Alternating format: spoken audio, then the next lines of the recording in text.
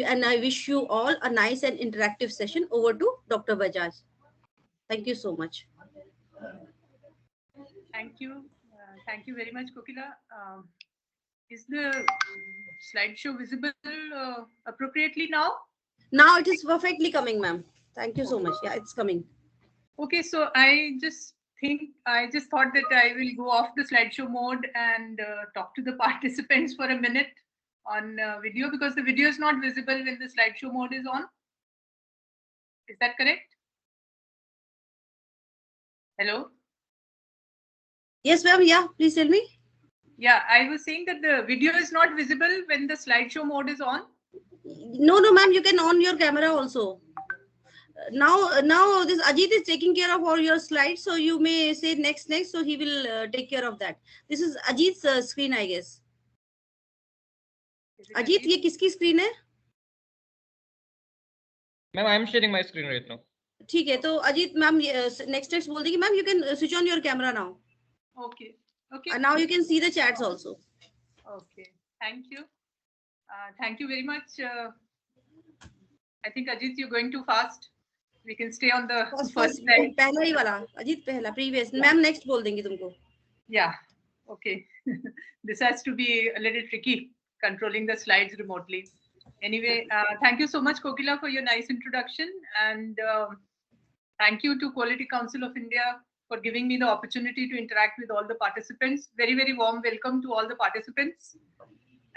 Today's webinar, as you can see from the title slide, is on quality management and sustainable development. When I was thinking about this webinar, I was wondering what is the audience profile going to be? There will be quality professionals who have probably studied quality management systems and implemented them in organizations for several years. And perhaps there will be some sustainability people also who may not be familiar with the tools and frameworks of quality management, but in their own area, they are professionals and they know the sustainable development and sustainability tools frameworks. And then maybe when I was looking at the participant list, I saw a couple of people who are probably not professionals in either area, but interested in the topic.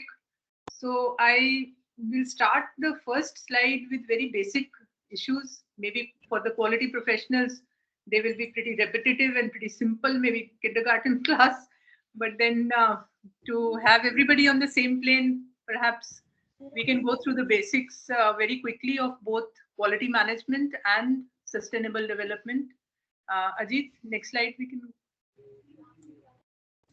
Thank you.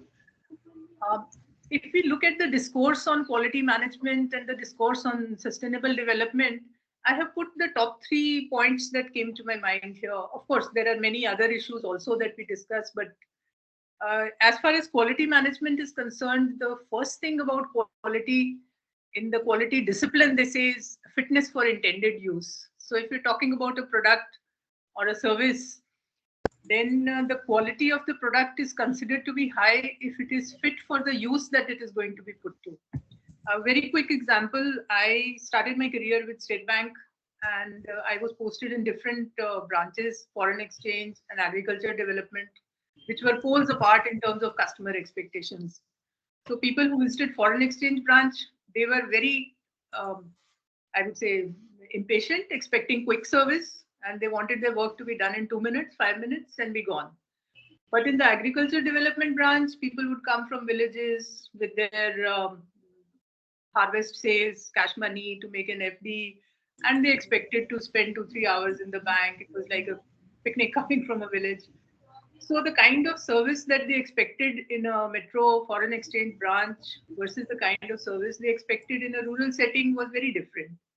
So is in that case, the question arises, is service quality quick service or service that is more relaxed and taking care of the customer's other needs as well, to talk and discuss and exchange news, etc. So it all boils down to fitness for use, what the customer is expecting, what the customer's expectation is. If the experience matches that, then quality is supposed to be high. So therefore, in quality management, we look at fitness of use and not necessarily have independent parameters on what the specifications of a product should be. The specifications should be according to what the customer expects. The second issue in quality discourse is around standardization and consistency, because a lot of the work that we do on in quality management systems looks at ensuring consistency of the product. So every time the service should be as good as it was the previous time, or the product should be having the same specifications. If there is a change, then maybe the product will not fit the requirements. So we look at following standards in ensuring product consistency and ensuring the same output, the same thing every time.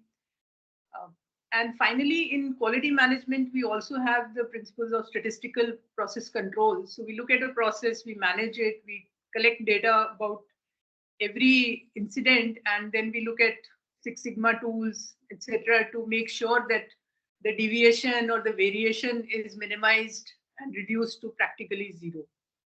So moving on to the sustainable development discourse, the issues that we talk about are quite different from what we have talked in quality management so far.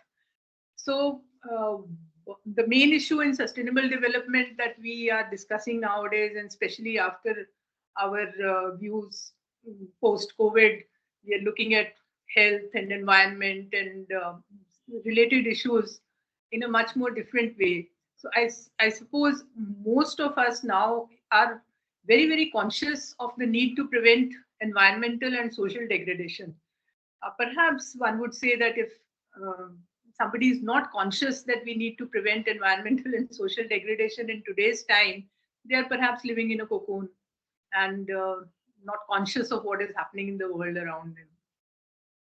The second issue we talk about in sustainable development is about intergenerational responsibility. So the responsibility of the present generation to leave resources, the condition of the planet in a form that they can also have a good life, the same way that the present generation is expecting. And then finally, since I use the term sustainable development here, if we look at the sustainable development goals, the 17 goals that we have adopted globally, we also are looking at eliminating poverty and inequality, etc. Now, if we look at this, the sustainable development discourse in this way, it is very far removed from the quality management discourse, that the 3 points that I talked about. But let's see how we can move forward and try and see how quality management and sustainable development can go together, and organizations can take advantage of both the paradigms. Ajit, the next slide. Okay, so it seems that quality management and quality and sustainability appear to be targeting different results. In quality, one of the things that we look at is customer focus. All the quality management systems, the eventual goal is to make sure that the focus is on the customer and also on business results. So business results could be not just financial performance, but also results in terms of customer satisfaction, results in terms of employee satisfaction, results in terms of supplier relationships, etc. And then also a compliance mindset is there in quality, that we need to comply to certain standards, we need to comply with obviously the regulatory mechanisms, etc., etc. When we look at sustainability, it's not just customer focus. Customer focus is broadened to stakeholder needs. So it's not just the customer we are serving in a business organization when we are operating, going through our production process, our marketing and our sales, etc. We are not just looking at customer. We need to be conscious of other stakeholders also who may not be buying our product, but may have a very big stake, like local communities. And also, since we talk of intergenerational responsibility, then future generations also have a stake in what is happening in today's business. And then in terms of business results, it's not just financial performance. In sustainability, we talk of the triple bottom line. I'm sure everyone here is aware of the triple bottom line: economic, environmental, social. And then also in sustainability, the whole mindset is of social responsibility, that we do responsible business. Even if we are looking at profit making as the objective of business, we are still looking at responsible business and not just making money and then going away. We have to stay in society, we have to live in this society, so we have a responsibility towards society apart from what we may have as our specific business goals. So when we look at target for quality and targets for sustainability, they appear to be different if we are looking at them from this particular perspective. But let's see how we can try and bring about some convergence. Ajit, we can go to the next slide. Okay, now if we look at some of the tools, techniques, methodologies, goals, enablers of quality as well as sustainability, there are some commonalities as well. The next slide. Ajit, next slide, please. From divergence to convergence, how can we bring these two domains together and see what are the kind of synergistic issues that we can talk about when we follow quality as well as achieve sustainability, or we work towards sustainability as well as achieve quality in our operations. Ajit, next slide, please. One of the things that kind of unites the quality movement and the sustainability imperatives is a long-term perspective. So if you consider our normal behavior, we are very focused on the short term and on our immediate surroundings. So most of the issues that we deal with on a day-to-day basis are immediate issues. Whereas from a quality perspective, we need a little bit of a longer-term mindset. If we are making investments in improving quality in the short term, probably we will not get immediate results, but in a longer term, we know we make today's investments because we know that in the longer term, they're going to yield benefits. So therefore, quality is not in the bottom left corner. A quality management mindset would be moving from the left corner towards the right side on the x-axis. If you look at sustainability, that also has a very similar perspective, because sustainability, whatever we do for improving sustainability performance is going to yield benefits in the longer term rather. Immediately, short term, we might have to make investments, we might have to sacrifice a few things, we might have to change our production systems, we might have to change products to ensure that whatever inputs are going in are benign to the environment, whatever outputs are coming out are in line with sustainable practices, they keep us within the planetary boundaries. So therefore, the longer term perspective is common to quality management mindset and to the sustainable development mindset as well. This is one of the threads that unites a quality management professional and a sustainability professional on the ground. Ajit, we can go to the next one. The second issue that unites quality thinking and sustainability thinking is process management.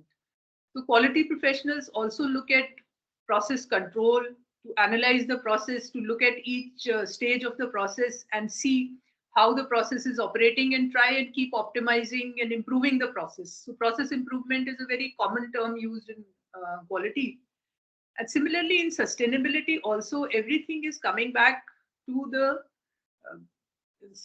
from the starting phase to the end phase. Here, for example, on the slide, we just shown three of the phases, right? From the design to production, and then in quality, we call it inspection. But in sustainability, obviously, there's no inspection. What is coming out is having an impact on the environment, positive or negative. And when we look at the impacts, so we look at the results, we go back and see whether the production process needs to be modified, or we need to go back to the design stage and see whether the design of the process itself needs to be modified to be able to get the desired results. So in quality, we talk about quality assurance rather than quality control, because quality control is an end of the pipe solution.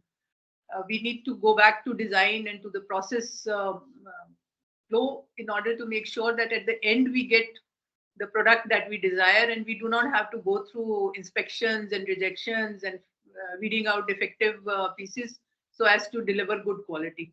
Similarly, in sustainability also, the discourse is around going back to the design stage and seeing how we can design products so that the production process also reduces impact on the environment, on social issues, as well as finally when at the end of the pipe. So we are not looking at controlling pollution or controlling problems when everything has happened.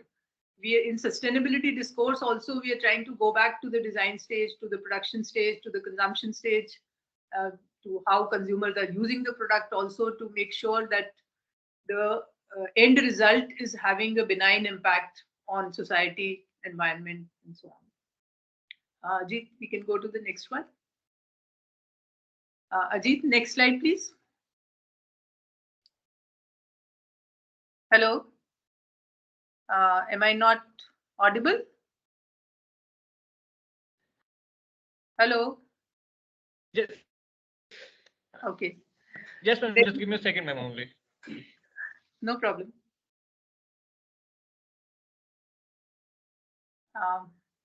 I can see the slide, but I cannot see it in slideshow mode. Is that okay? Can everyone else? Okay. Yeah. Okay.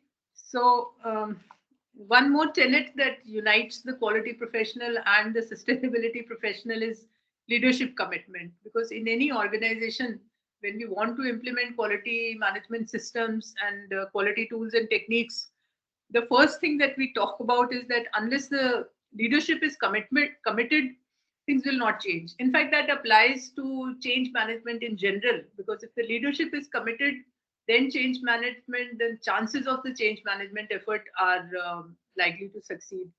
In the sustainability domain also, we are looking at changing the organization, and therefore leadership commitment becomes a very important ingredient of any sustainability related initiatives as well. So leadership commitment from that perspective is a common thread that runs through quality management mindset as well as the sustainability mindset. Ajit, we can go to the next one.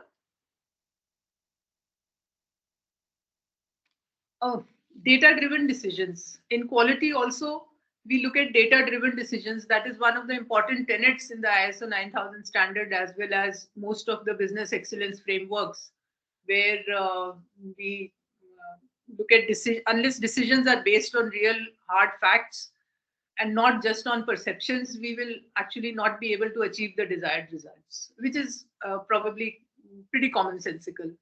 In the sustainability domain also, now there is a lot of data-driven decision making that is advocated through various methodologies, like for example, life cycle management. So we look at data to assess our sustainability performance. We look at data right from the raw material extraction stage, through the production stage, through the distribution stage, the consumer use stage, and finally the waste disposal stage also, that what are the kind of emissions or the kind of impacts that are happening at each stage. And some of these tools are pretty statistical and very, very data driven. There is a lot of data that is used in order to assess the impacts and to be able to figure out which are the hotspots and which are the areas on which we need to concentrate and focus our efforts. Because if we are looking at everything, then probably we end up achieving nothing. So we use all this data to be able to decide which aspect of the product's production or consumption process needs to be addressed so that sustainability outcomes become better. Ajit, we can go to the next slide. Hello, Ajit. Hello. Ma'am, it is on the next. It's next slide, ma'am. Yeah, data-driven decisions. Yeah, system thinking. Probably I get to see the next slide a second later or something. System thinking is another tenet that is common to quality management as well as to sustainable development now, because unless we look at the entire thing in a holistic manner and as a system, as different components of the system working together, we are not going to be able to achieve the outcomes that we desire from a quality management perspective or from a sustainable development perspective either.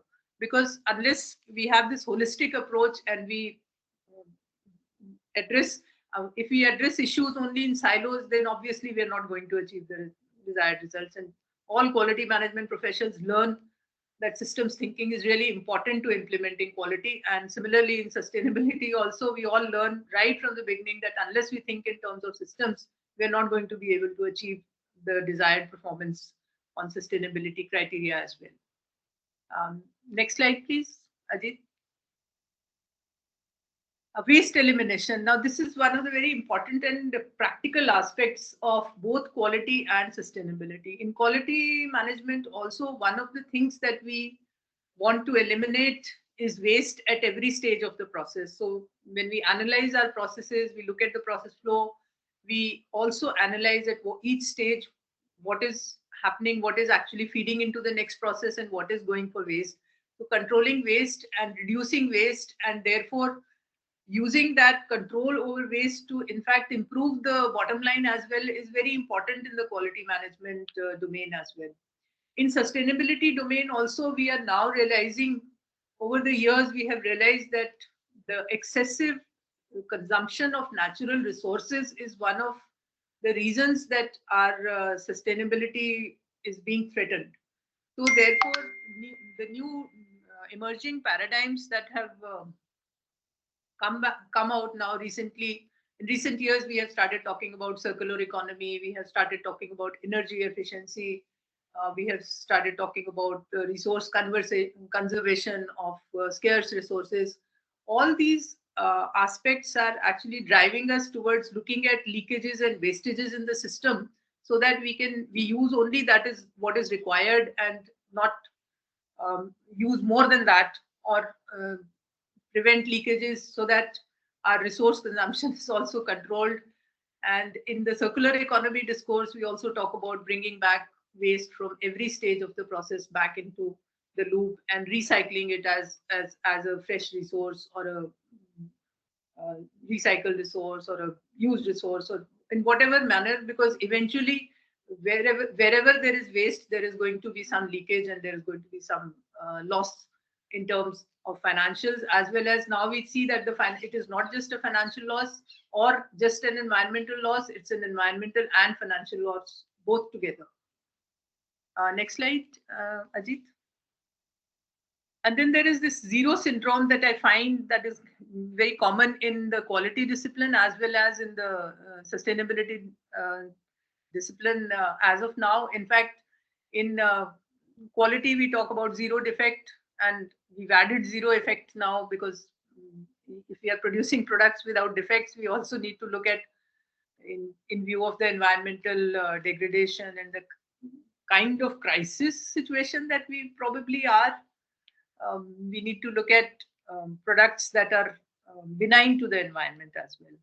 And in terms of climate change also, we are talking in the climate change discourse, we talk about net zero. In fact, in that discourse, we are going beyond net zero also. We are now talking of zero emissions, which is different from net zero, because net zero means the emissions that you give out and the emissions that you absorb. At the end of it, you get a net zero result. So it is not zero emissions. It is just that you have emissions, but you are doing something to neutralize those emissions and negate those emissions. And at the end of it, the net balance comes to zero. We are now started talking about, in the climate change domain, we have started talking about carbon negative now. It is no longer carbon neutral. It is carbon negative, and it is climate positive. So we are looking at now having more positive and regenerational effects for the environment, rather than just say that, okay, we stay where we are. In fact, we need to regenerate quite a few of the resources and other issues that we have probably degraded in the past. Ajit, we can go to the next slide. So when we look at integrating quality and sustainability, essentially what we are doing is we are looking at the common core that unites the quality and the sustainability disciplines. Now, one of the need to unite this common, to find this common core and unite the principles behind quality, sustainability, and if a quality professional is implementing some changes in the organization, they should also be delivering outcomes on sustainability.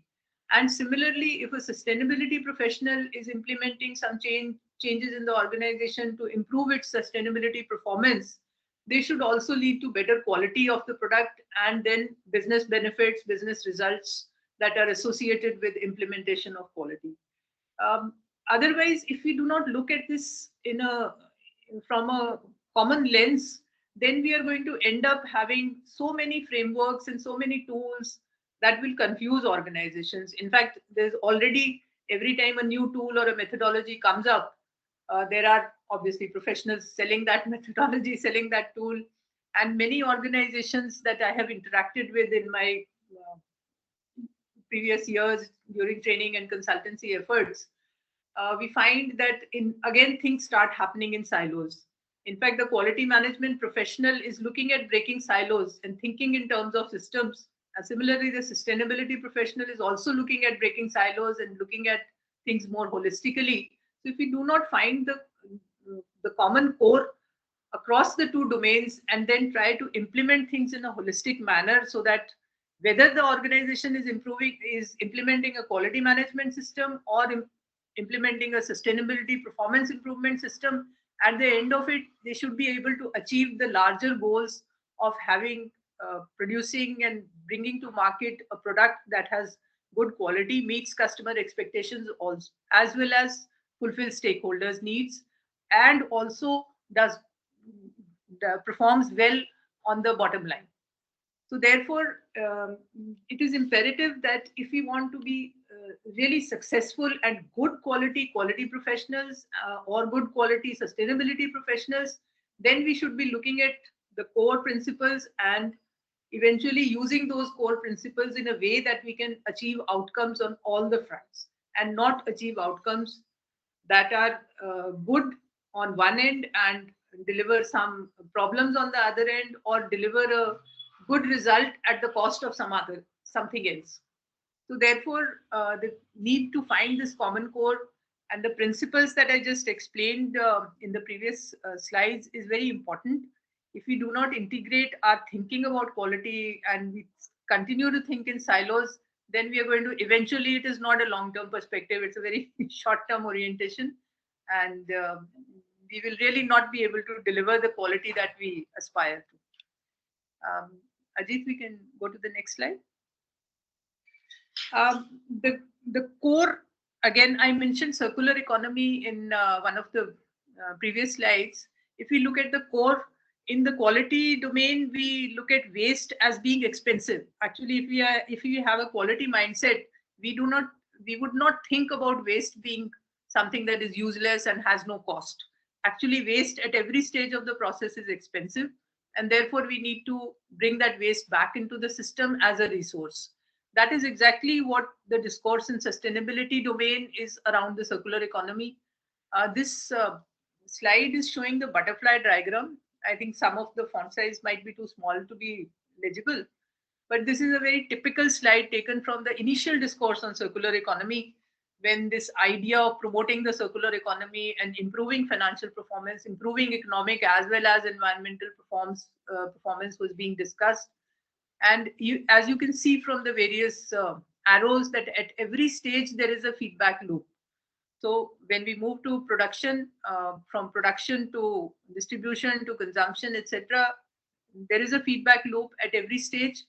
And then this feedback loop is not just in the man-made area, which is the factory operations, for example, it is also there in the biosphere. So whether we are using natural resources or we are using man-made resources, at every stage we have these feedback loops that can bring resources back into circulation. And a circular economy, ideally speaking, would have zero waste. At every stage, all the waste that is generated during any economic process is a resource for some other process. So there is actually, theoretically, there is no waste in a circular economy system, because whatever is every end is like a new beginning. So wherever the product or the used product or a discarded product ends, it is the start of a new life cycle stage for that product, and it feeds into a resource as resource for a new process.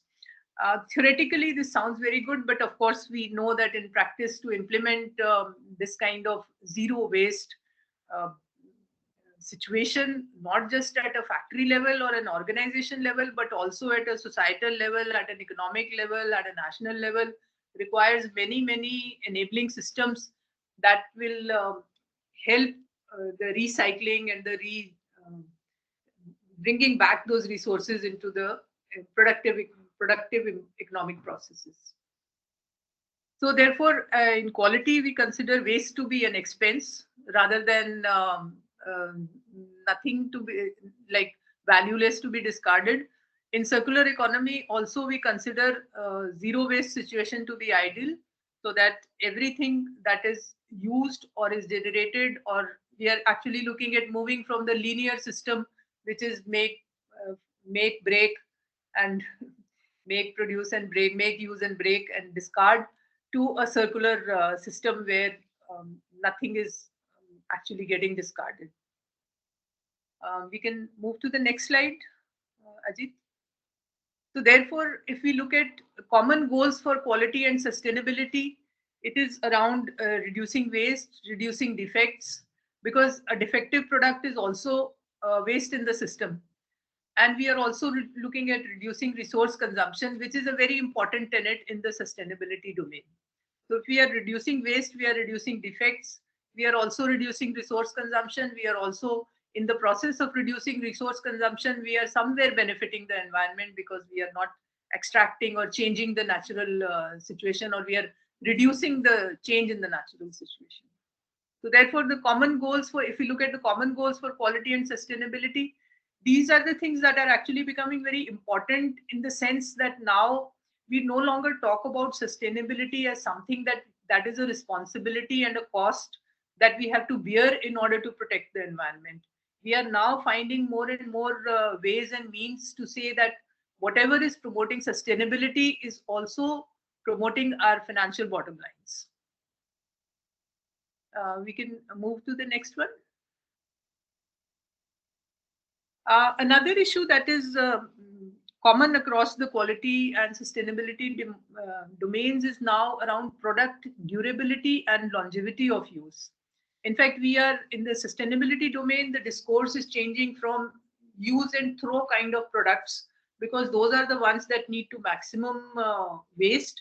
And in fact, they stress out the waste management system so much that the whole benefit of a use and throw product is probably compensated by the losses that take place in the sustainability related area.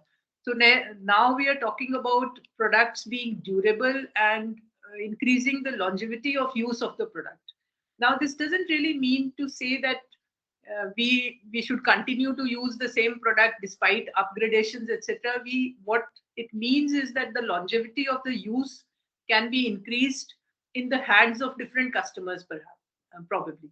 So there could be a short life cycle for the product in the hands of customer one, and then it moves to customer two, where it has another life.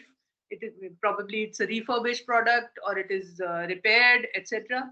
But increasing the longevity of use of a product eventually is impacting the use of resources to produce a new product, and also taking us away from this culture of use and throw. In fact, in the textile sector also, the sustainability issues, the huge sustainability issues are around fast fashion. So if you are buying a piece of clothing and discarding it, eventually there is, without appropriate recycling systems, that is again wastage that is leaking out into the system. And longevity of use will help us to it is considered as good quality also. A durable product is considered to be a good quality product as well, and the longevity of its use delivers better outcomes on sustainability also. So we now need to look back at this culture of use and throw, which is actually not good quality. It might be immediately satisfying some immediate needs of the customer, but eventually in a more longer term perspective, it is not really delivering a good outcome, either from a product use perspective or from a natural resource consumption and sustainability perspective. How to increase the longevity of use of products? There are various arguments and various methodologies being propagated. So instead of, for example, owning a product, why can we not have product service systems where no consumer owns a product but is just making use of it, and maybe a company that hires or leases the product is taking the product back, refurbishing or regenerating or recycling or bringing it back into the production stream. So therefore, we as consumers end up, and we can have all the latest versions, continue using all the latest versions without not compromise on using the most updated product, as well as not compromise on the sustainability outcomes that are created because of excessive natural resource use of the make, break, and discard cycle. We can go to the next one, Ajit. And the last point that I wanted to make here is around innovation and change management, both of which are extremely important to both the quality discipline as well as the sustainability domain. If we are in an organizational setting, if we are looking at improving or enhancing quality, we have to make deviations from the present, because in the quality management discipline also, it's a quality is not an end in itself. It is actually, quality is a journey. So with continuous improvement, with continual improvement, we are actually looking at improving the quality over and over and over and over on a continuous basis. So there is no end to improving quality. It can there will be more innovations, there will be more requirements, there will be changes in customer needs, and we will continuously be improving and making changes that will lead to better and better outcomes in terms of the product specifications, in terms of their fitness for use by the customer, and so on. And similarly, in sustainable development also, in sustainability, the stage that we are at present, we need to make a really transformative change, and it is going to be a journey towards better sustainability, more improved sustainability outcomes, because from the sustainability perspective, it is actually the knowledge, the scientific knowledge about what causes sustainability, what compromises environmental parameters is also not fully known. There is if you look at the sustainability domain, there is a lot of debate, scientific debate also around what is better for the environment. If, in fact, if we look at the present situation, most customers, even those who are reasonably educated and committed to buying sustainable products, really don't have full knowledge of what is really sustainable and what is not sustainable. One of the very common examples that we talk about is around the use of plastic. So as a general rule, we tend to think that plastic is not good for the environment and therefore we need to eliminate plastic. But if we actually get into the depth of it, then some of the products that are now being made out of polymers instead of being made out of metals or other natural substances like wood, etc., are, in terms of, for example, in terms of climate change, they are perhaps much better for the environment as compared to those that come from natural products, natural raw materials, because there is, with metals, there is a whole lot of pollution caused during the mining stage. With biomass, there is a whole lot of issues caused around the land use change stage. So therefore, what is really sustainable and what is really good for the environment is becoming very, very complicated. As our scientific knowledge increases and we are able to find more and more ways to not use virgin resources, we will continue to improve on our sustainability outcomes as we find new and new ways to, and we have more and more scientific knowledge about what is the cause and what is the effect on the environment. So therefore, managing change and looking at quality and looking at sustainability as journeys where continual innovation and continual change needs to be managed are going to be extremely important, and will underline and be the common thread across both the domains. We can move to the next one, Ajit. Hello, Ajit.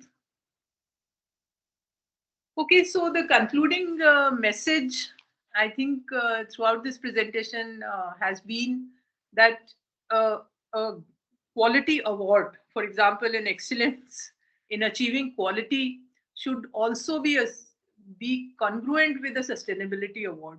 that this idea reminds me of one of the initial discussions on quality we had in an organizational setting, where we were talking about achieving quality and a good quality product being produced in a factory, but a lot of garbage lying in one of the corners.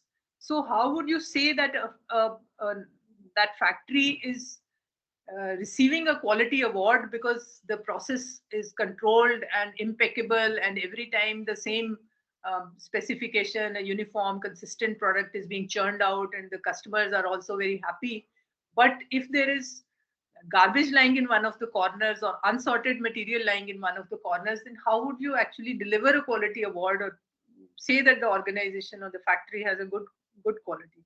So therefore, similarly, the thought process goes behind it that any good product or a quality product, how can you really give a quality excellence award to an organization that is probably causing a lot of pollution or causing a lot of social, creating a lot of social problems in the vicinity? So in order to give a quality award, we need certain hygiene conditions in terms of sustainability outcomes, both on the environmental and social front. And similarly, if we are saying that there is excellent sustainability performance, it cannot be achieved without good quality product, without appropriate customer focus and good quality business results. So therefore, the concluding message is that a quality award and a sustainability performance award should actually be synonymous. So you cannot achieve quality without being sustainable, and you cannot achieve sustainability without following the quality management principles and change management issues that go along with continual improvement of quality in the organization. Ajit, we can go to the next slide.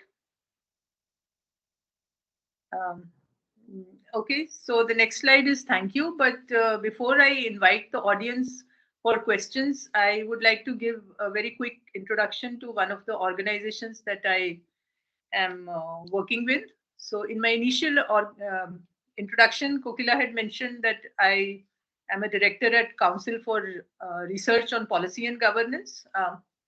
Ajit, there are two more slides I have to show. Hello, Ajit? Yes, ma'am, I'm doing it. Just yeah, there were two more slides after thank you. We will finish at Q&A. Sorry for the confusion. We can go to the slide after thank you.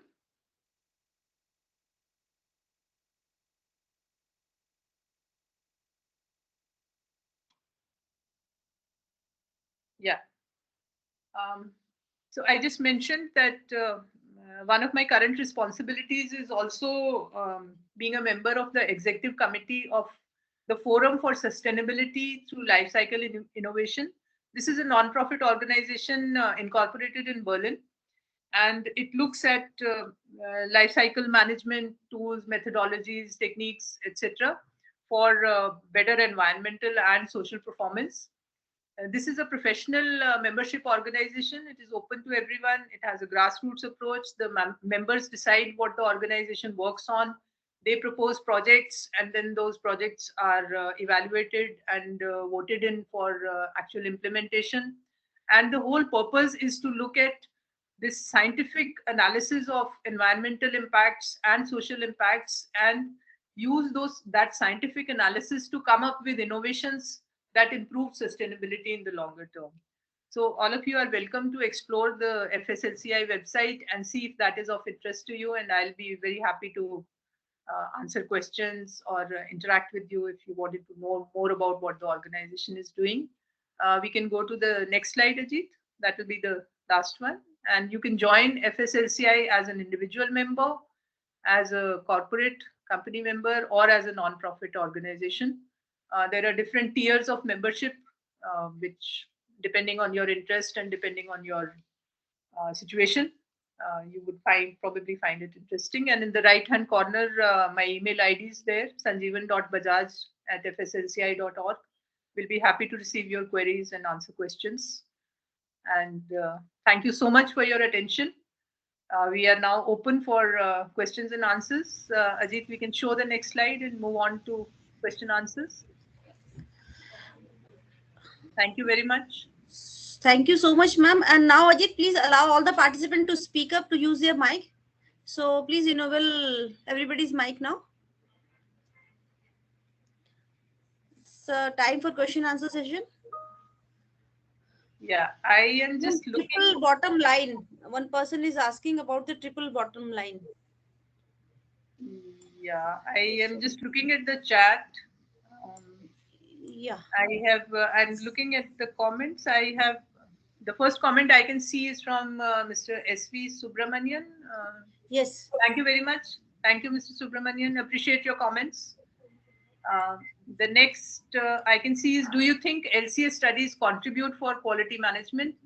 Yes, definitely LCA studies contribute to quality management, because LCA studies also require you to map the process. So, and this process is not just a sub-process or a particular production process. It is actually the entire life cycle process, and then to zero down on the life cycle stage where the maximum impact or the maximum problems are happening, and look at those as hotspots, and then go in for improvement at the process and sub-process level. So therefore, mapping the process is common to both LCA as well as to the quality management discipline. Hope that answers your question. Yeah. Now your camera's mic is enabled. Now you can use that, all the participant, and one by one, you just introduce yourself and ask the question, please. I think there was a comment on triple bottom line. So triple bottom line is a very common term that is being used nowadays. It is also called TBL. The three pillars are economic, environmental, and social. So therefore, a business organization, for example, should not just be looking at profit making, but it should look at economics, which is profit making, environmental issues, as well as social justice issues.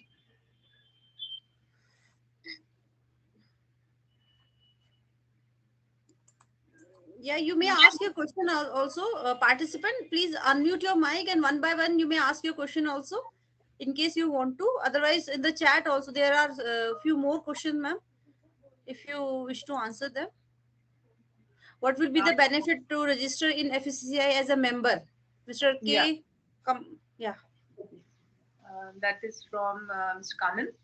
Yeah, Kanan, FSLCI member gets the opportunity to network with the sustainability professionals and like-minded and other like-minded professionals also across the globe. FSLCI is an international organization, so we have membership from Europe, America, Australia, all across the world. And the networking platform is extremely strong. You get to see what is happening across various issues around sustainability, and you get to present your work also. So for example, if you are a member of FSLCI, you can propose a webinar and present your own work, get feedback from other professionals,